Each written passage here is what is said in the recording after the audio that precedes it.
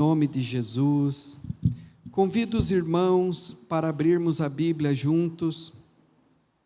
Vamos abrir a palavra do Senhor na Epístola de Paulo a Timóteo, segunda Epístola de Paulo a Timóteo, 2 Timóteo, capítulo 2, versículo 15. Abra comigo a palavra do Senhor. Os irmãos podem tomar assento, em nome de Jesus. Aleluia. 2 Timóteo, capítulo 2, versículo 15. Amém? Diz assim o texto sagrado: procura apresentar-te a Deus aprovado, como obreiro que não tem do que se envergonhar e que maneja bem a palavra da verdade. Procura apresentar-te a Deus aprovado, como obreiro que não tem de que se envergonhar, que maneja bem a palavra da verdade. O título desta mensagem, irmãos, que provavelmente será uma série, talvez nós não venhamos trazê-la numa só vez, mas nós vamos falar mais sobre esse tema, vamos aprofundar nesse tema, porque há uma necessidade muito grande para a igreja nos últimos dias. O título desta mensagem é Preparemos-nos para a guerra. Preparemos-nos para a guerra. E eu quero convidar os amados irmãos a fazerem uma oração comigo. Nós vamos orar o Salmo 25, versículo 4. Então os irmãos podem acompanhar aqui pelo nosso data show. Vamos fazer essa oração. Peço que os irmãos repitam após mim, em nome do Senhor Jesus. Ore comigo. Faze-me, Senhor, conhecer os teus caminhos. Ensina-me as tuas veredas. Guia-me na tua verdade. E ensina-me, pois tu és o Deus da minha salvação, em quem espero todo dia. Glória a Deus. Essa é uma oração de Davi. E Davi tinha esse anseio em seu coração. Faze-me, Senhor, conhecer os teus caminhos e ensina-me as tuas veredas, que é um sinônimo para a palavra caminho.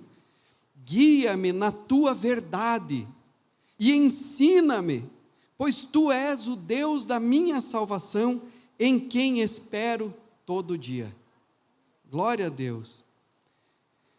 Preparemos-nos para a guerra. Por quê, irmãos? Os irmãos observaram que nós já colocamos o fio nuclear do nosso ano de 2023, conta comigo, fundamentado naquele texto de Isaías, do capítulo 6, onde nós ouvimos um chamamento de Deus dizendo assim: a quem enviarei? Quem há de ir por nós? Disse eu: eis-me aqui, Senhor, envia-me a mim. Então conta comigo, Senhor. Nós estamos vivendo num tempo, irmãos, de apostasia, de esfriamento, de abandono da fé, um tempo em que a própria palavra do Senhor disse que estas coisas aconteceriam. E o Senhor, nesses últimos dias, está conclamando uma igreja forte, abençoada, intrépida, virtuosa, avivada, que diz ao Senhor: não, Senhor, nós vamos estar contigo nesta batalha da hora final. Nós vamos nos preparar para a guerra, porque nós queremos que o Senhor conte conosco. O Senhor está chamando, irmãos, a quem enviarei nesta hora final? Quem vai encerrar a tarefa da grande comissão? Conta comigo, Senhor. Esse é o chamamento de Deus, e nós devemos nos dispor desta maneira e nos apresentarmos assim diante do Senhor. Por isso esse texto, irmãos, por isso esse título, preparemos-nos para a guerra. E o texto de abertura diz: procura apresentar-te a Deus aprovado, como obreiro que não tem do que se envergonhar. Nosso testemunho, a nossa vida reta diante de Deus, e que maneja bem a palavra da verdade. Por que precisamos nos preparar para a guerra? Por que precisamos manejar bem a palavra da verdade, que é a espada do Espírito? Porque a vida, irmãos, por si só requer isto de nós. A Bíblia diz que o nosso inimigo anda em derredor, rugindo como leão, esperando a quem possa tragar. O diabo veio para roubar, matar e destruir. Ele quer destruir a minha e a sua vida, ele quer destruir esse planeta, ele quer destruir o homem, ele odeia a obra da mão de Deus, a obra do Criador, ele é o inimigo. A Bíblia chama de inimigo das nossas almas, o iníquo. E esse inimigo, muitas vezes, ele arma ciladas, ele nos ataca, ele se levanta contra nós. Mas quando nós o resistirmos com a espada do Espírito, que é a palavra de Deus, diz a Bíblia, resistir ao diabo e ele fugirá de nós. Quando nós o resistimos pela palavra de Deus, a Bíblia diz que aquele que vem contra nós por um caminho, fugirá de nós por 7 caminhos. Não apenas o resistimos, mas fazemos com que o nosso tentador, o adversário, bata em retirada, recue diante das nossas vidas. Mas o texto sagrado também nos diz, irmãos, que quando Jesus estava sendo tentado no deserto, ele estava em jejum, e nós precisamos aprender a jejuar e orar e buscarmos o Senhor, o fortalecimento espiritual da parte de Deus. Diz a Bíblia que depois que Jesus resiste ao diabo, e nós vamos falar disso um pouco mais à frente, daqui a pouquinho, o diabo se ausentou por um tempo. Porque o que acontece? O inimigo, ele bate em retirada porque a vitória é nossa. E nesse momento, irmãos, depois da batalha, nós somos propensos a baixar as armas, a descansar, a pararmos de vigiar, a pararmos de militar a fé. Mas o nosso descanso não é aqui. E nós precisamos continuar vigilantes, guerreando, intrépidos, firmes e avivados na presença do Senhor nosso Deus, porque o inimigo se ausenta por um tempo, como alguém que recua da guerra, se refaz, pensa em novas estratégias, novas maneiras, um tempo oportuno para fazer um novo ataque, e ele novamente retorna. Isso acontece e é exatamente assim que a palavra de Deus revela. O apóstolo Paulo fala sobre essa batalha em que estamos, essa batalha espiritual, e ele fala de estarmos preparados para o dia mau. O dia mau vem.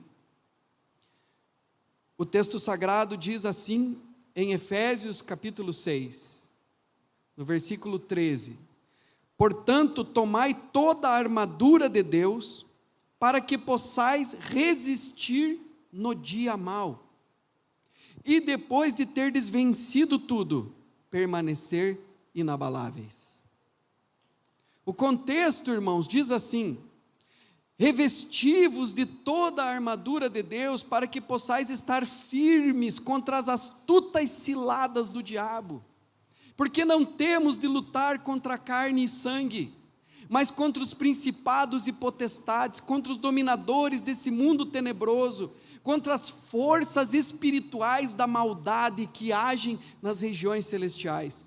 São influências espirituais, forças espirituais da maldade que agem nas regiões celestiais e movem pessoas, circunstâncias, tentações, estratagemas, armadilhas, investidas do vil tentador.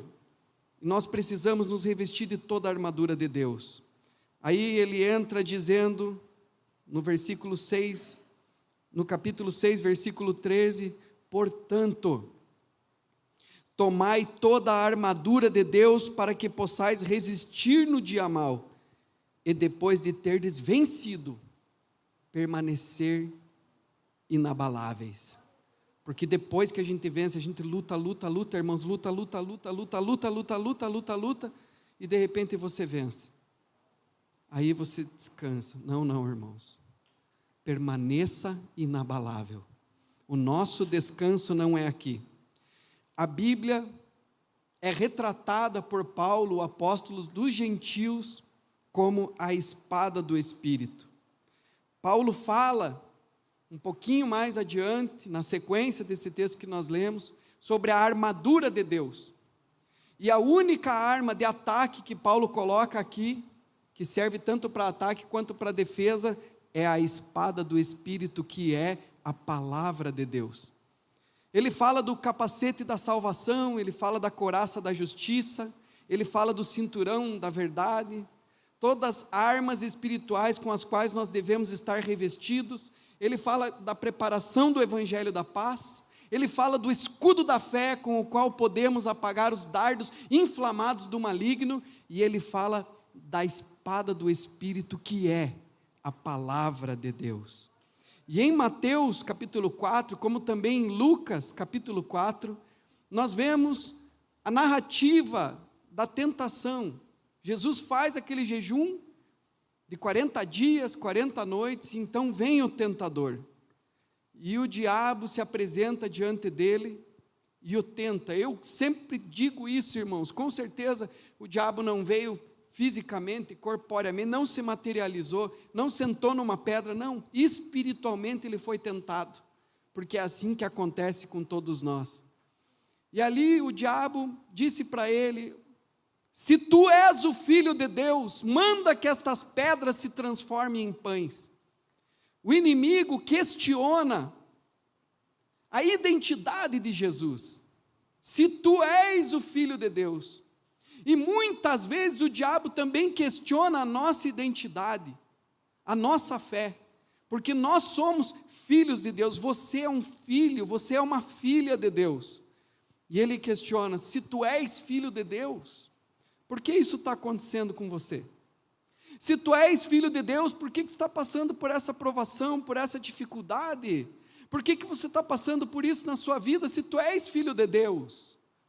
Mas o Senhor Jesus usa a palavra como arma de ataque e de defesa, e ele diz: está escrito, Satanás, nem só de pão viverá o homem, mas de toda a palavra que sai da boca de Deus.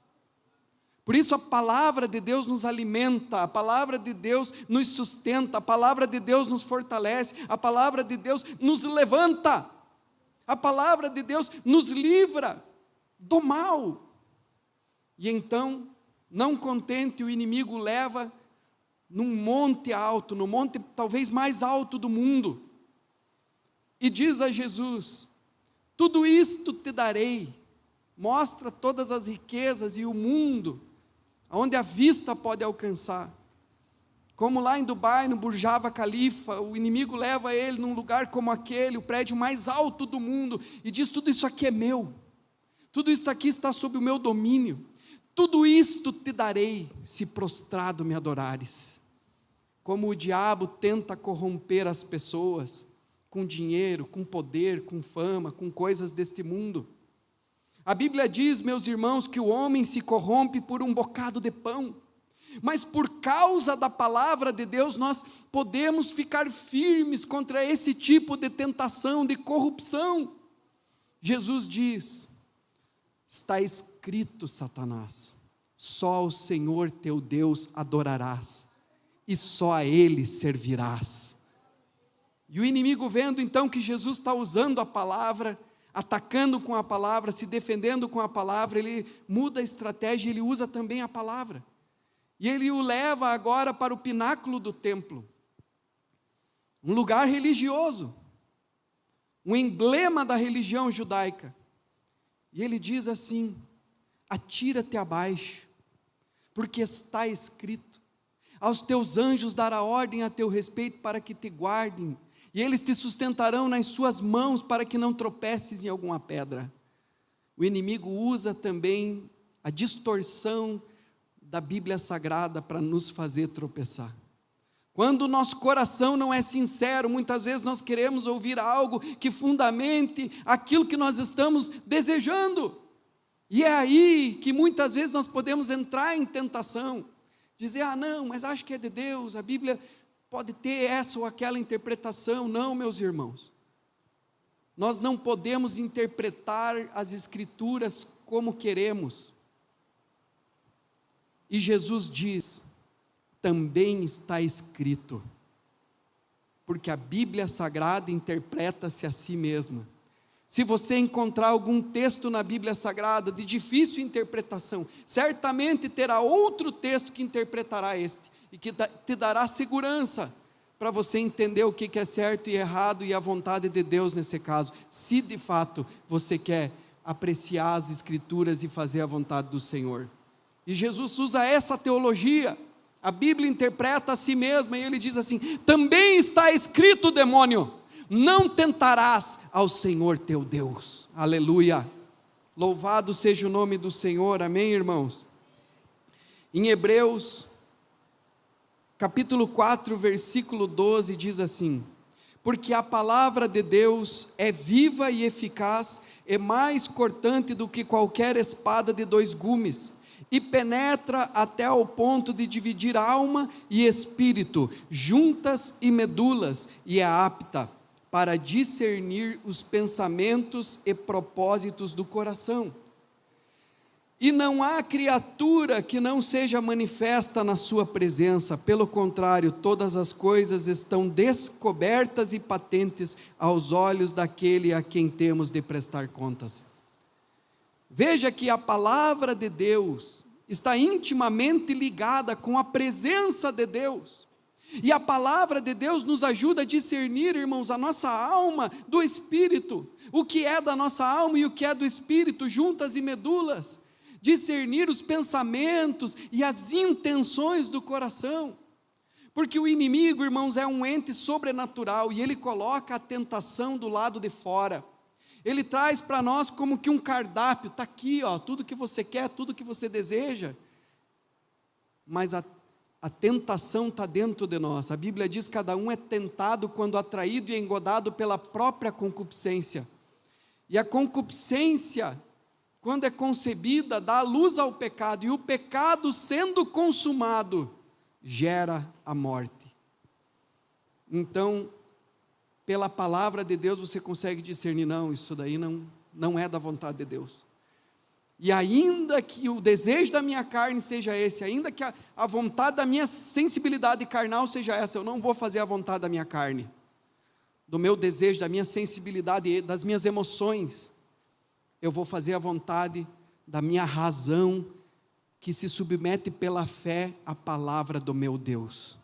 E a palavra do meu Deus diz isso: eu não sou escravo da carne para viver segundo a carne não me governa, a carne não manda em mim, pelo contrário, eu pego o meu corpo e o subjugo à servidão, para que eu faça agora a vontade de Deus nesse caso. E é exatamente aí, irmãos, que nós somos bem-aventurados, que o Senhor nos dá a vitória. Nós precisamos nos preparar para a batalha. Paulo diz que a palavra é a espada do Espírito.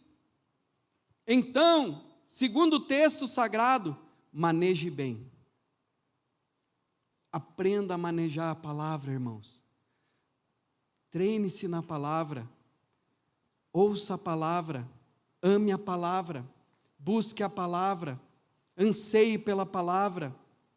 Maneje bem a espada do Espírito. Uma edificação bem fundamentada, que guerreia contra as forças da natureza, prevalece. E aí nós temos a lição ilustrada pelo aquele conto infantil dos 3 porquinhos. Os irmãos lembram da história dos 3 porquinhos? Alguns domingos atrás nós pregamos sobre a questão de vencermos a preguiça. Vai ter com a formiga o preguiçoso. E nas questões espirituais, irmãos, nós precisamos vencer a preguiça. E os porquinhos, eles são emblemáticos. Os porquinhos são uma figura do homem pecador. E o lobo é uma figura de Satanás, é uma figura do demônio. A Bíblia diz em João 10 que o pastor entra pela porta das ovelhas, mas o lobo não entra por ali. Então, um porquinho edificou uma casa de palha. E veio o lobo, soprou sobre aquela casa, e diz a Bíblia, diz a história, o conto, que aquela casa foi ao chão. O outro porquinho edificou uma casa de madeira, e veio o lobo, veio o tentador, e soprou sobre aquela casa, e aquela casa veio ao chão. E o terceiro porquinho edificou uma casa de tijolos. Fala sobre fundamento. Nós precisamos edificar a nossa vida, meus irmãos, sobre um firme fundamento. A Bíblia fala sobre isso. que a nossa obra será provada. Alguns vão edificar uma obra como palha, e o dia provará. Outros edificarão madeira, o dia provará. Mas outros edificarão com um firme fundamento espiritual, que perdurará para a vida eterna. Aleluia! Jesus fala sobre os dois fundamentos, e ele faz uma comparação maravilhosa sobre a nossa vida. Dois fundamentos. Você tem dois fundamentos. Nós podemos escolher. Mateus 7, capítulo 24, diz assim: todo aquele, pois, que ouve estas minhas palavras e as pratica, será comparado a um homem prudente. Veja, irmãos, Jesus está falando que aquele que ouve a palavra, que é a nossa arma de guerra, aquele que edifica a sua vida sobre a palavra, que constrói sobre esta edificação ela resiste, ela guerreia contra as intempéries naturais, e ela prevalece. É prudente o homem que edificou a casa sobre a rocha. Diz o versículo 25: e caiu a chuva, e transbordaram os rios, sopraram os ventos, e deram com ímpeto contra aquela casa, que não caiu, porque fora edificada sobre a rocha. Jesus não nos engana, irmãos.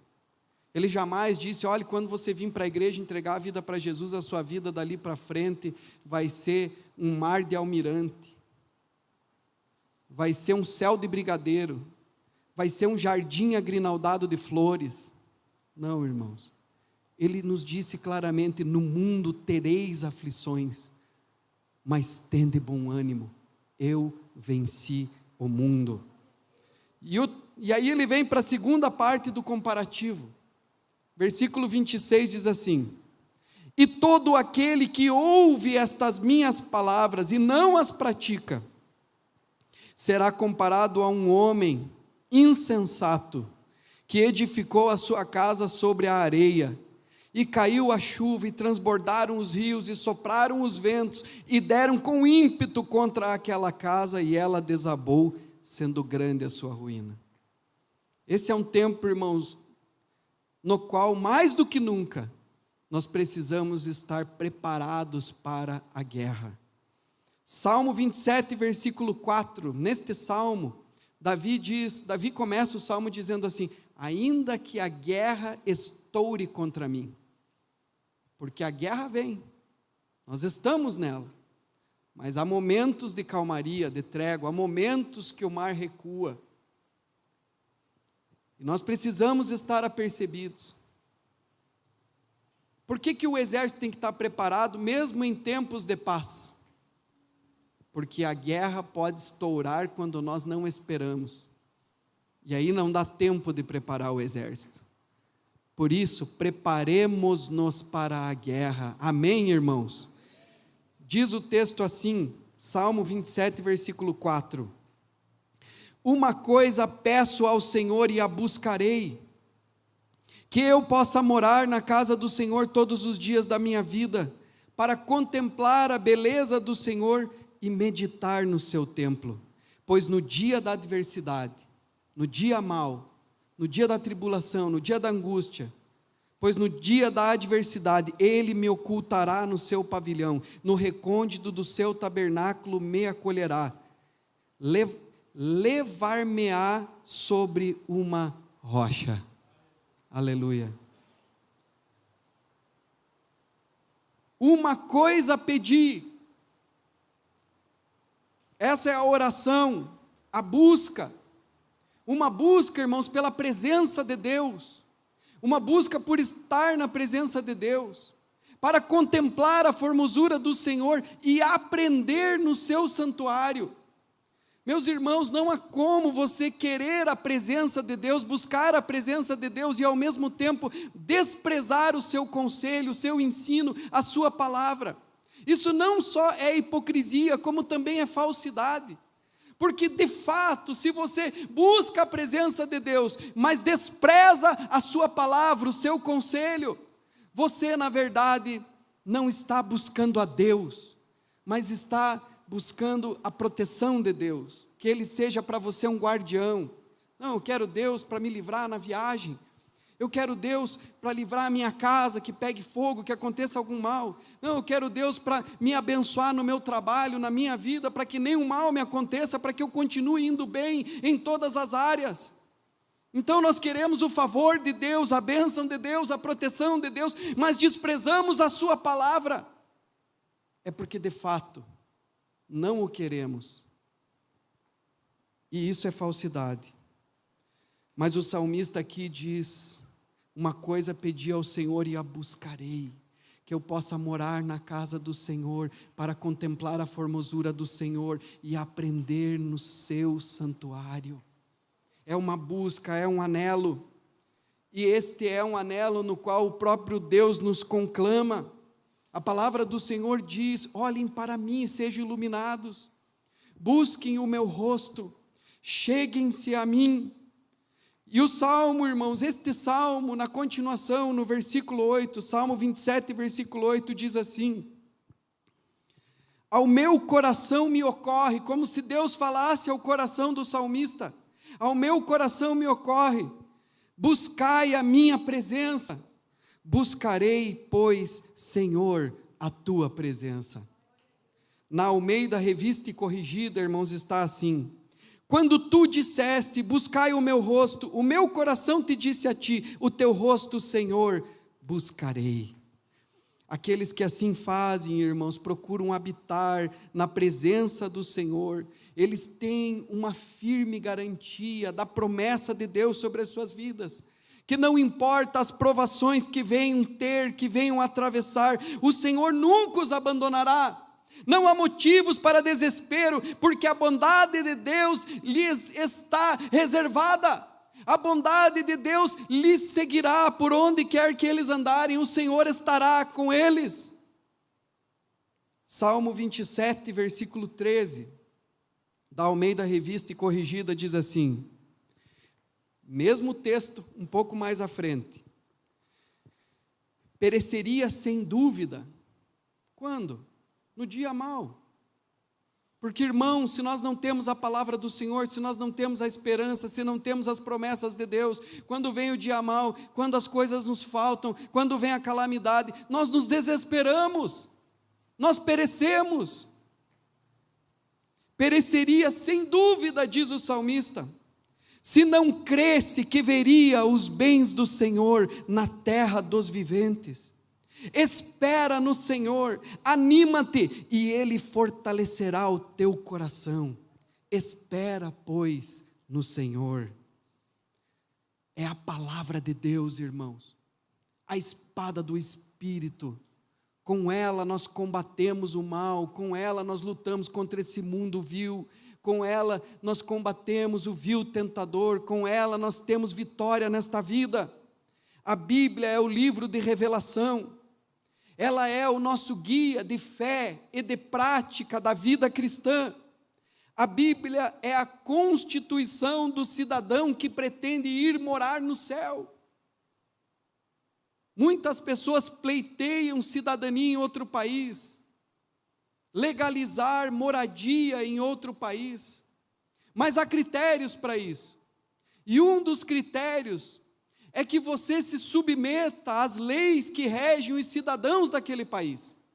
Da mesma maneira, se você pretende ir morar no céu, a Bíblia é a constituição celestial, e você precisa se submeter a estas leis. Hoje nós somos cidadãos dos céus, estamos na terra por um tempo determinado, mas sabemos que, embora nós estamos aqui por um tempo, a nossa casa permanente não é aqui, é no céu. Por isso nós vivemos, irmãos, à luz da eternidade. Vale a pena ficar firme no Senhor, amém? Glória a Deus. A Bíblia Sagrada é o livro que rege, que dirige, é o livro que mapeia a nossa trajetória até a glória celestial. É o livro mais notável que o mundo já viu. Nenhum livro na face da terra pode ser comparado a ela. A Bíblia contém os pensamentos de Deus em relação ao homem. A Bíblia revela a condição espiritual e moral do ser humano. A Bíblia nos apresenta o caminho da salvação. A Bíblia mostra a glória esperada pelo justo e a condenação para o ímpio que não se arrepende. As suas doutrinas são santas, os seus preceitos são justos, os seus estatutos são verdadeiros, o seu conteúdo é confirmado pela história e pela arqueologia, e não apenas isso, mas o mais importante, o seu conteúdo é confirmado pela testificação do autor, que é o Espírito Santo de Deus. O conteúdo das Sagradas Escrituras é imutável. Está escrito em Apocalipse: passarão os céus e a terra, mas as minhas palavras não hão de passar. Em Tito, capítulo 1, versículo 9, diz que eu e você precisamos nos apegar às Escrituras. Apegado à palavra fiel, que é segundo a doutrina, de modo que tenha poder, tanto para exortar pelo reto ensino, como para convencer os que o contradizem. Uma igreja sem palavra, irmãos, uma igreja sem Bíblia, pode ser qualquer coisa, menos igreja. Um crente que não tem paixão pela Bíblia, que não tem paixão pela palavra de Deus, em que ele está edificando a sua vida? Em que ele está construindo a sua existência? Sobre que fundamento ele edifica a sua fé? Sobre a areia? Possivelmente. O crente genuíno crê que a Bíblia é a palavra de Deus. Não que ela contenha a palavra de Deus, mas que ela é a palavra de Deus. É por isso que nós aceitamos ser guiados, termos a nossa vida guiada pelas Sagradas Escrituras. Não queremos ser guiados por preceitos humanos, por achismos humanos, por doutrinas humanas, por ideologias e filosofias humanas. Nós desejamos ser guiados pelo céu, e a lei do céu é a palavra do Senhor. A Bíblia Sagrada tem um tema central. Qualquer coisa que não está de acordo com aquilo que ela verdadeiramente diz, é falso, é inválido, é interesseiro, é de má fé. É importante observar, irmãos, que a Bíblia Sagrada, ela foi dividida em capítulos e versículos muitos anos depois da sua canonização. Em 1227, o arcebispo de Cantuária fez a divisão em capítulos. Veja, 1227 depois de Cristo, da nossa era cristã. Ele dividiu em capítulos, porque ela não era dividida em capítulos, era dividida só por livros. E ele então dividiu os livros em capítulos. Em 1551, houve a separação em versículos, como também a separação do Antigo e do Novo Testamento. Até então não havia divisão, era uma Bíblia só. E em 1551 eles dividiram os versículos e Antigo e Novo Testamento. Isso não é canônico, irmãos. Essa divisão foi feita para facilitar. Hoje fica muito fácil, a gente chega aqui e diz assim: irmãos, abram a Bíblia em Efésios capítulo 4, versículo 6. E os irmãos acham, abrem a Bíblia exatamente no lugar. Muito bom. Oportuno. Mas tudo que não é canônico pode trazer problemas. Um dos problemas, quando você pega um versículo e faz daquele versículo uma doutrina, está aqui, é um versículo da Bíblia. Você tira e isola aquele texto do seu contexto. É como alguém que pinça uma gravação, um vídeo, e pega apenas uma parte da fala, sem analisar o seu contexto. Aquilo ali pode até escandalizar. E faz daquilo uma doutrina. Texto sem contexto é pretexto para heresia, e nós precisamos conhecer as Escrituras. Se Jesus não conhecesse o contexto geral das Escrituras, Antigo, Novo Testamento, porque a Bíblia dele era o Antigo Testamento, a Bíblia hebraica, Jesus usava e cita a Bíblia, o Antigo Testamento, o diabo o teria enganado. E a palavra do Senhor diz: o meu povo se perde porque lhe falta conhecimento. Então, irmãos, é necessário nós valorizarmos as Escrituras, o estudo das Escrituras. É necessário você valorizar e desejar vir aos cultos, ouvir o ensino bíblico, para que possamos estar firmes e fortalecidos na fé. Outro problema, irmãos, a divisão de Antigo e Novo Testamento. Isso levou muitas pessoas a acreditarem que agora é só o Novo Testamento, o Antigo Testamento não vale mais. E diziam: a lei foi revogada. Mas isso não é verdade, irmãos. Se você analisar a Bíblia sem essa divisão de Antigo e Novo Testamento, apenas como uma continuidade, você vai perceber que Jesus, em Mateus capítulo 5, bem no início, no seu primeiro sermão, o sermão da montanha, ele fala da lei. E ele diz: eu não vim para revogar a lei, eu vim para cumpri-la. Qualquer um que tirar uma vírgula ou um tio da lei será réu de juízo. Ai do homem. E ele reafirma a lei, cita a lei e amplifica a lei. E isso é um problema, irmãos. No período medieval, aproveitando-se da ignorância dos fiéis quanto ao conteúdo das Sagradas Escrituras, porque a Bíblia era só no latim, e poucos tinham conhecimento profundo, sistemático das Sagradas Escrituras. Nesse período medieval surgiram heresias fundamentadas nas obras como pressuposto principal da salvação. E foi aí que surgiram algumas heresias, como a da penitência, a das indulgências para ser salvo. Heresias das quais a Bíblia nada fala. No afã de combater estas heresias, depois da reforma, se deu tanta ênfase à justificação, à salvação pela graça, sem as obras da lei, que os crentes foram para um outro extremo e criaram uma heresia tão nociva quanto. E é provável que a divisão da Bíblia em Antigo e Novo Testamento tenha contribuído com essa heresia. É certo, irmãos, que houve uma lei que foi revogada, mas a lei que foi revogada por Cristo são as leis cerimoniais, ritualísticas. Hoje nós não precisamos mais trazer um cordeiro sacrificar no altar, porque Jesus é o Cordeiro de Deus que tira o pecado do mundo, amém, irmãos? Mas esse é um projeto, é como um projeto de engenharia. Deus fez um projeto de engenharia. São figuras proféticas que apontavam para o Cordeiro de Deus, para Jesus. E esse projeto de engenharia foi executado e foi construído sobre o fundamento que é Cristo, a rocha da igreja, a palavra da igreja, o verbo que se fez carne. Ele é a palavra.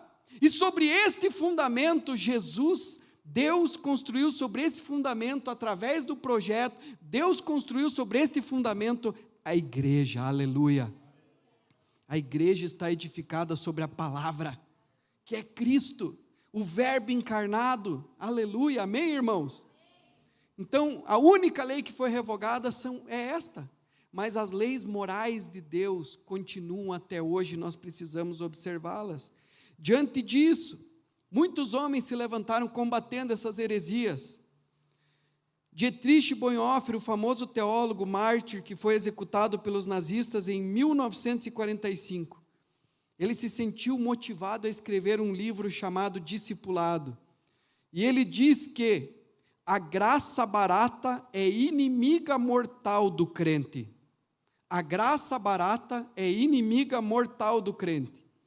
A nossa luta trava-se em torno da graça preciosa.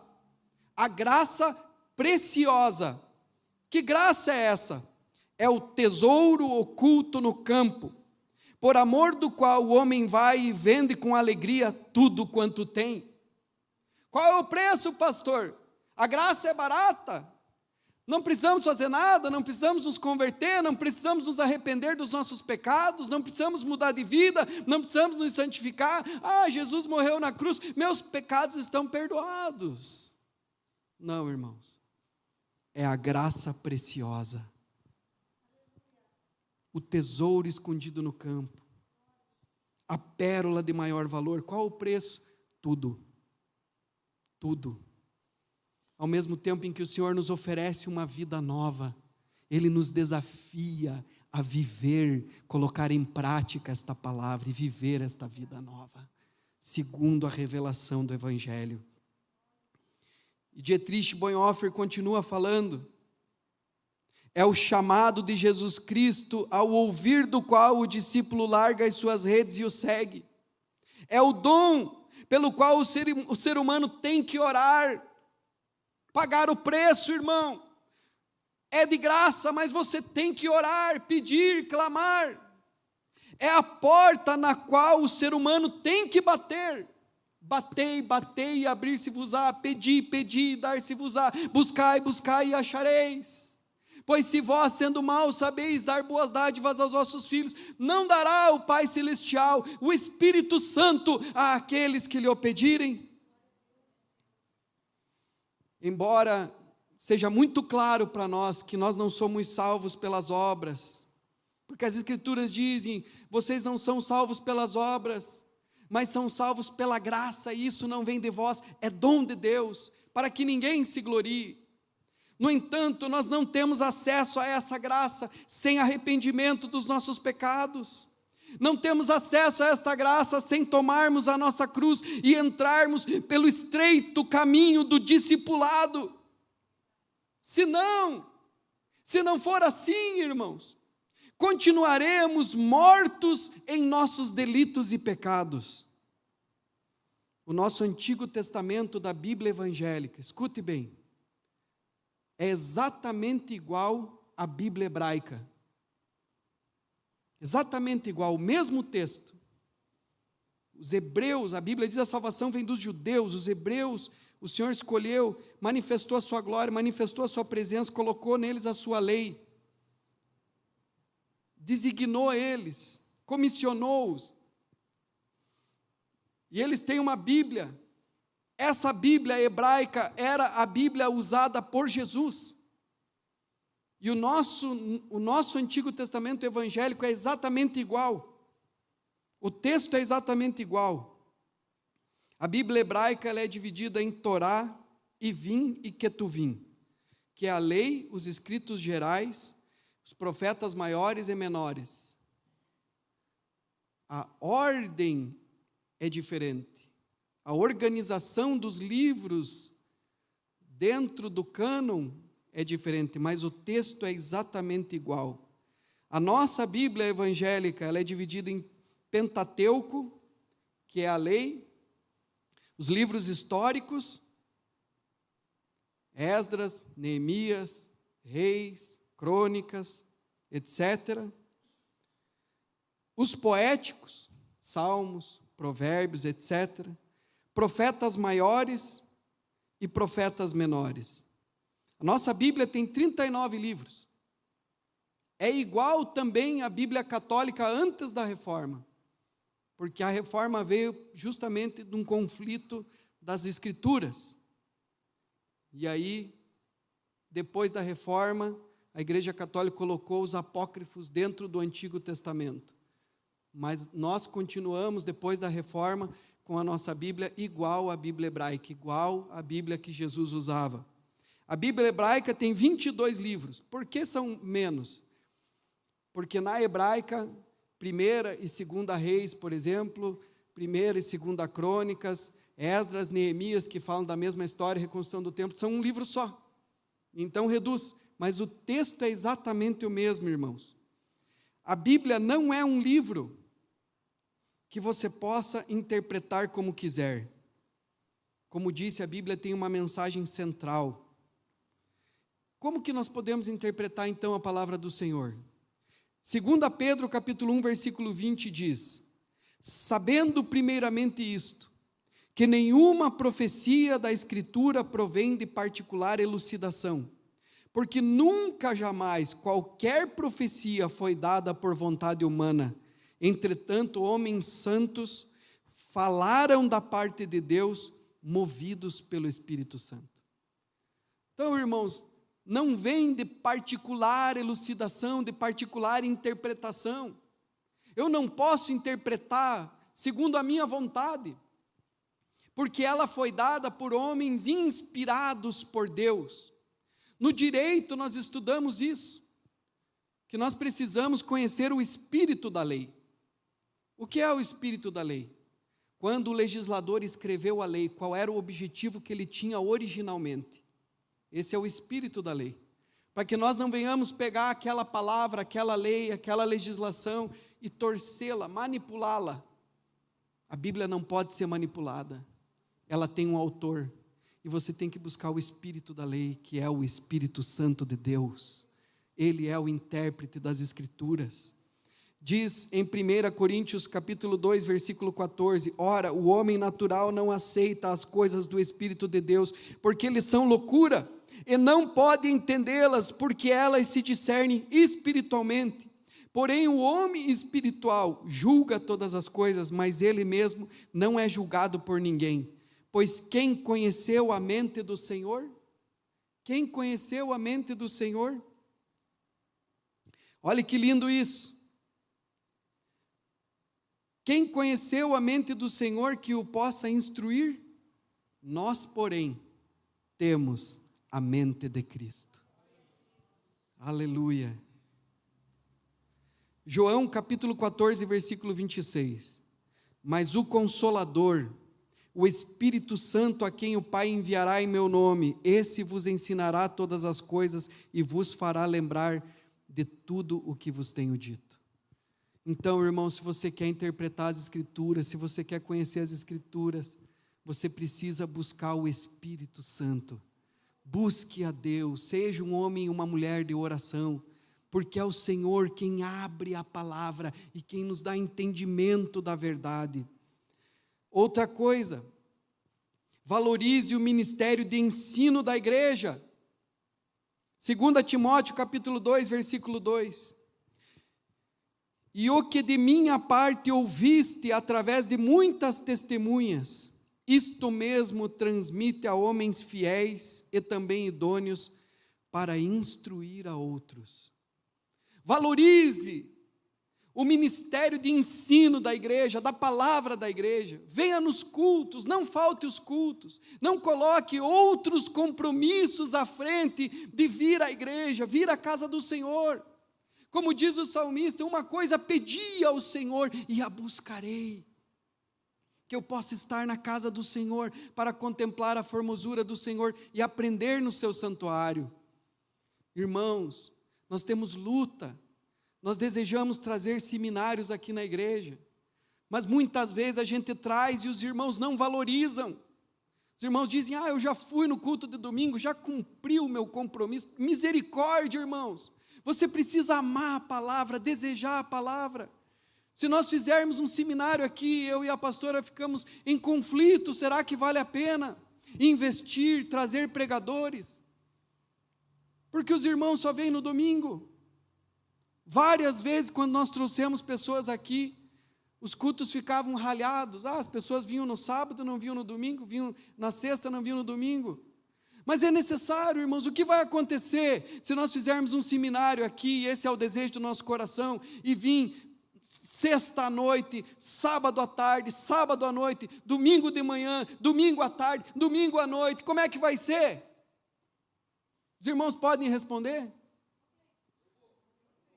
Aleluia! É desse jeito, irmãos. Eu quero buscar a presença do Senhor e valorizar o ministério de ensino da igreja. Nós temos os cursos aqui da igreja, irmãos. Casados para sempre. Educação de filhos. Curso de finanças.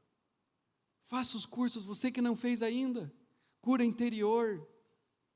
Na sexta-feira que vem, já estou avisando aqui, já estou fazendo a propaganda, vai ter a rede de homens. Aleluia!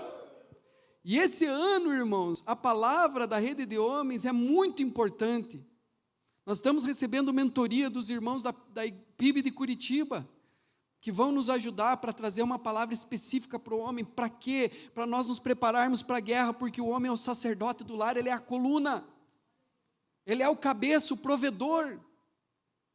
E nós precisamos, como homens, andarmos juntos, nos fortalecermos mutuamente, compartilharmos a palavra, e é um projeto, irmãos. Então não perca a rede de homens. Rede de homens, venha, em nome de Jesus. Você aprende em 5 minutos, através do ministério de ensino da igreja, aquilo que pessoas levaram anos para aprender.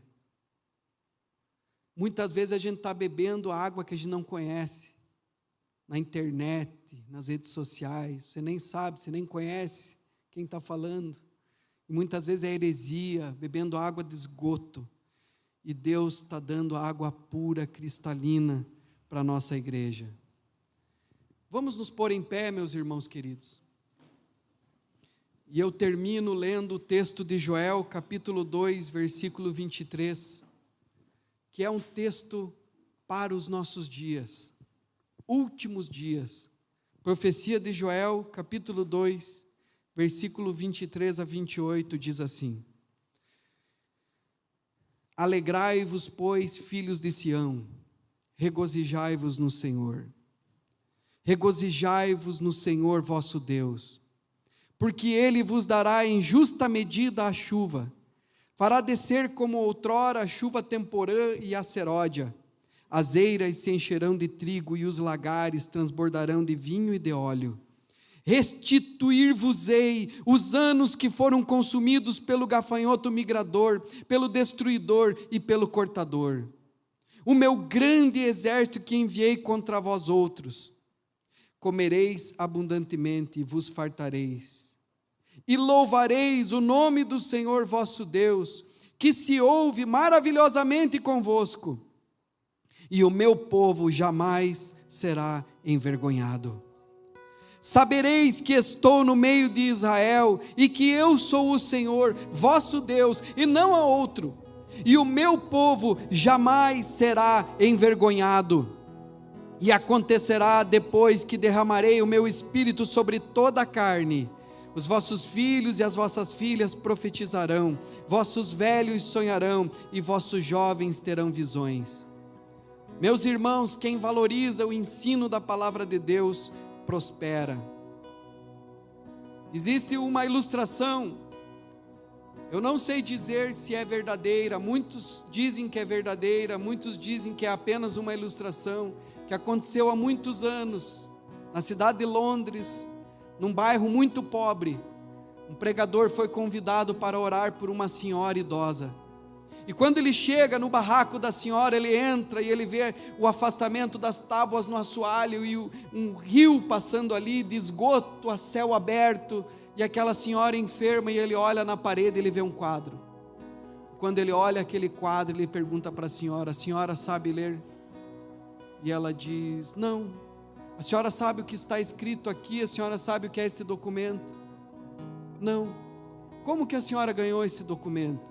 E ela diz, a minha mãe trabalhou muitos anos para uma família, e ela cuidou dos patriarcas até velhinha, e eu também trabalhei após ela morrer para esta família, e cuidei deles até o final das suas vidas, quando a última irmã ficou enferma e morreu, e antes de ela morrer, ela me deu esse papel enrolado com uma fita ao redor de presente.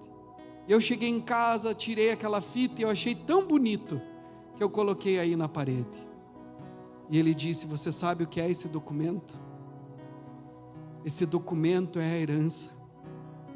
Aquelas pessoas deram a você o direito a tudo que eles tinham. Terras, bens, fábricas, poços de petróleo. Você poderia ter vivido uma vida diferente se você soubesse ler o que está escrito aqui. mas ainda há tempo. Meus irmãos, nós somos portadores do Evangelho. Nós levamos o testamento que transforma a vida das pessoas. As pessoas podem conhecer a sua herança, a sua identidade, quem Deus quer que elas sejam. A Bíblia diz que nós somos herdeiros de Deus e co-herdeiros com Cristo, por causa da obra que Ele fez por nós na cruz do Calvário, e nós podemos tomar posse disso. A fé não é apenas para a tua salvação, você precisa aprender a usar a fé para todas as áreas da sua vida. Se você imagina no teu coração e na tua mente que a tua fé é só para a tua salvação, vai se limitar a isso. Mas se você imagina na tua mente e no teu coração que você tem um Deus que é Pai, um Deus que pode todas as coisas, e você ora e busca, Deus intervém. E ainda que pela frente venham tempos de crise, Deus pode nos prosperar, prover para nós, mesmo em meio à crise. O Senhor é o meu pastor e nada me faltará.